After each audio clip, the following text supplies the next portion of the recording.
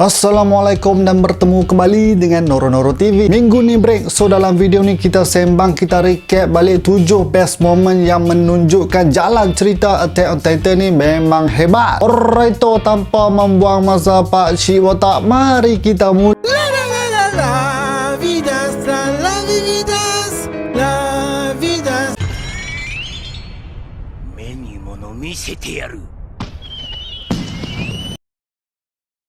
Momen yang pertama ditulis dengan baik dan memberi impak yang besar kepada plot cerita Attack on Titan ialah saat Annie didedahkan sebagai female Titan. Isayama tak bagi kita sebab-sebab yang boleh kita tuduh Annie sebagai female Titan. Perlakuan dia dan keputusan dia untuk menyertai military police rupa-rupanya ada udang di sebalik batu. Attack Titan Eren juga memainkan peranan penting dalam pendedahan Annie sebagai female Titan kerana Survey Corps dapat berfikir ada musuh sebagai Titan Shifter seperti Eren di dalam wall. Di saat Eren hampir dapat dedahkan identiti female Titan yang kemudian Eren ditendang sampai tercabut kepala benar-benar mendebarkan. Seterusnya ketika Survey Corps memilih Armin dan membiarkan Erwin mati. Armin yang rentung dibakar oleh Colossal Titan hampir maut dan begitu juga Erwin yang cedera parah akibat serangan Beast Titan. Levi memiliki Pure Titan Serum untuk menyelamatkan salah seorang daripada Armin dan Erwin. Erwin ialah Commander Survey Corps, watak yang sangat penting termasuk kawan baik kepada Levi. Armin pula memiliki kepintaran yang juga disanjung serta layak untuk dipertaruhkan demi untuk masa depan Paradise Island. Levi akhirnya memilih Armin dan sekaligus mengubah jalan cerita Attack on Titan buat selama-lamanya kerana mereka kehilangan leader yang tegas dan gemar bertindak secara agresif iaitu Erwin Smith. Momen seterusnya ialah ikatan kekeluargaan di antara Eren dengan Smiling Titan. Eren mula bertemu Smiling Titan ketika mak dia dimakan oleh Titan tersebut. Kali kedua bertemu, Eren terpaksa melihat seorang lagi insan bermakna dalam hidup dia mati dimakan oleh Smiling Titan. Smiling Titan ni memang wajah. Pada ketika itu juga tanpa disedari, Eren telah menggunakan kuasa Founding Titan dan membuatkan Smiling Titan itu mati dimakan Titan-Titan yang lain. Walau bagaimanapun, peristiwa tersebut juga menambah lagi cabang menarik untuk jalan cerita Attack on Titan. Ini kerana Eren akhirnya dapat tahu bahawa Smiling Titan merupakan isteri pertama ayah Eren. Ayah Eren iaitu Grisha rancang plan untuk mencuri Founding Titan melalui Marley, tetapi dia dan rakan-rakan yang lain termasuk isteri Grisha dihantar ke Paradise Island. Dihantar ke Paradise Island merupakan hukuman daripada Marley. Mereka semua ditukarkan menjadi Titan kecuali Grisha yang kemudian memiliki kuasa Attack Titan. Cara Isayama kaitkan watak-watak yang ditulis bersama perubahan jalan cerita memang genius. Momen yang keempat ialah saat Eren memecah masuk ke dalam ketenteraan Marley. Eren menyamar sebagai injured askar Eldian yang berperang untuk pihak Marley. Eren gunakan Falco untuk menghantar surat kepada rakan-rakan Survey Corps. Kemudian Eren bertemu Zeke dan mengaku bersetuju untuk bekerjasama dengan Zeke bagi menamatkan kehidupan bangsa Eldian. Ini kemudian bertambah menarik apabila Eren bertemu Reiner dan bertukar menjadi Attack Titan di hadapan Reiner dan Falco. Eren muncul untuk menghalang serangan mengejut Marley ke atas Paradise Island. Eren membunuh Willy Taibar di saat dia baru mengumumkan untuk berperang dengan Paradise Island. Memang epic. Ini kerana orang yang mereka takuti dan nak sangat bunuh datang sendiri, datang terus ke tempat mereka dan bermulalah epic battle. Kemudian momen di mana Reiner dan Bertolt mendedahkan identiti mereka sebagai Armor dan Colossal Titan. Momen ni bukan saja buat jalan cerita lagi menarik, tapi memang peristiwa yang betul-betul tak diduga. Daripada menjadi rakan yang boleh dipercayai terus menjadi musuh yang dibenci oleh kerana apa yang mereka telah lakukan kepada Paradise Island. Ini termasuklah memecahkan wall sehingga mengakibatkan mengakibatkan Mak Eren terkorban. Momen yang keenam ialah daripada seseorang yang bertekad untuk membunuh musuh yang kita lihat sebagai Titan kepada seseorang yang nak bunuh semua manusia di luar Paradise Island. Pertama sekali kita melihat Eren menyertai Survey Corps untuk membunuh Titan demi membalas dendam untuk kematian Mak Eren. Kemudian Eren dilihat sebagai pembelot yang bekerjasama dengan Zeke untuk melakukan rancangan Zeke yang mahu menamatkan kehidupan bangsa Eldir. Tapi sebenarnya Eren telah memperdayakan Zeke dengan melakukan rumbling. Orang Paradise Island kembali bergembira kerana Eren memihak kepada mereka. Eren cakap dia bukan nak hapuskan angkatan tentera di Marley saja, tapi dia mahu hilangkan humanity di seluruh dunia. Berlaku lagi perubahan jalan cerita yang benar-benar mengejutkan kita semua. Momen yang terakhir ialah sejarah mengenai The Founder Ymir. Kepentingan sejarah Ymir memperlihatkan kebijaksanaan Isayama dalam mewujudkan satu masterpiece yang digelar Attack on Titan. Kita akhirnya dapat mengetahui bahawa Ymir hanyalah hamba yang bertemu makhluk aneh untuk memberikan dia kuasa Titan. Ymir yang memiliki kuasa Titan terus digunakan sebagai hamba oleh King Fritz untuk kepentingan diri dan menyerang Marley. Apabila Eren bertemu Ymir, Eren memberitahu Ymir bahawa dia tidak perlu lagi menjadi hamba dan kemudian rumbling pun dilakukan. Kisah Ymir saja cukup untuk buat peminat tertarik dengan jalan cerita Attack on Titan. Plot twist di dalam Attack on Titan memang tak dinafikan di antara yang terbaik berbanding dengan semua anime yang lain. Karakter yang membawa plot twist terbesar ialah seperti Eren, Kruger, Zeke, Yeager, Rainer, Bertolt dan Annie. Belum campur karakter-karakter development seperti Eren, Grisha, Gaby dan juga Connie Springer. Kalau tengok secara keseluruhan, Attack on Titan memang layaklah digelar karya yang masterpiece. Alright geng, sampai sini saja video aku. Komen best moment yang anda suka di dalam Attack on Titan. Macam biasalah geng, jangan lupa untuk like, share dan terima kasih kepada yang dah menjadi ahli Survey Corps. Kepada yang belum subscribe, come on man, join the family, subscribe. Jumpa lagi di episod seterusnya Noro Noro TV.